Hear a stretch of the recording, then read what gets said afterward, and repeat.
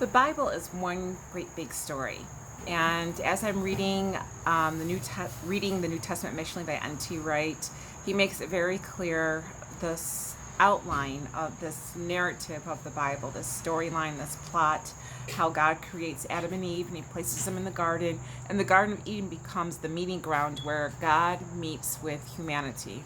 God meets and he walks with Adam and Eve in the garden that he made.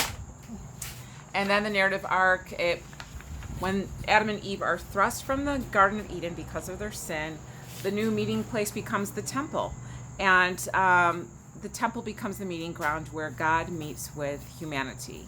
The temple is then destroyed subsequently, and a new temple is built. And the temple, again, signifying the meeting ground where God meets with humanity, where the priests offer up the prayers to God, and God is present in the temple. He's present in the Shekinah glory and the cloud that fills the temple when the priests pray, and God is there to accept the offerings that the priest offers on behalf of the people.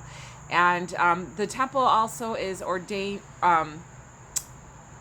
ornamented with cosmic elements. There's pictures of angels and celestial beings and images that would represent heaven in the temple, on the temple's walls.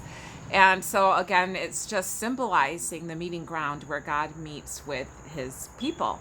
And as we move further along this story of the Bible, this biblical story, Jesus arrives on the scene. And he's 100% divine and 100% human.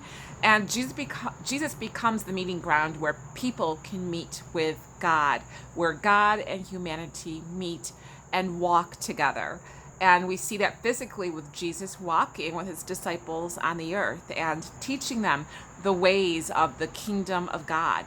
And then we see the ultimate fulfillment of God's meeting with humanity when Jesus ascends in the clouds.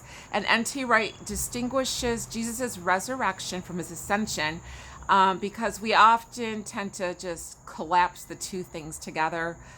Jesus' resurrection and ascension we sometimes think of as the same thing, but they're two distinct events that happen.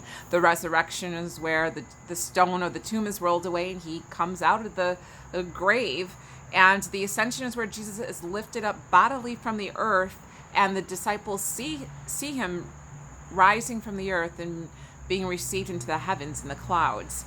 And that event signifies or symbolizes God's ultimate destiny of humanity and divinity, or heaven and earth coming together eternally.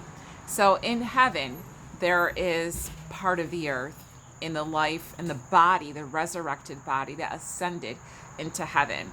So I just wanted to share with you that narrative of the Bible, but it begins in Eden and it's fulfilled in Jesus' ascension, but it's also still taking place in the world through the lives of those who follow Jesus. Because as we represent the image of God in the world, as we bear God's image in this world, we also become, in a sense, a meeting ground where people can meet with God. May God bless you and God keep you.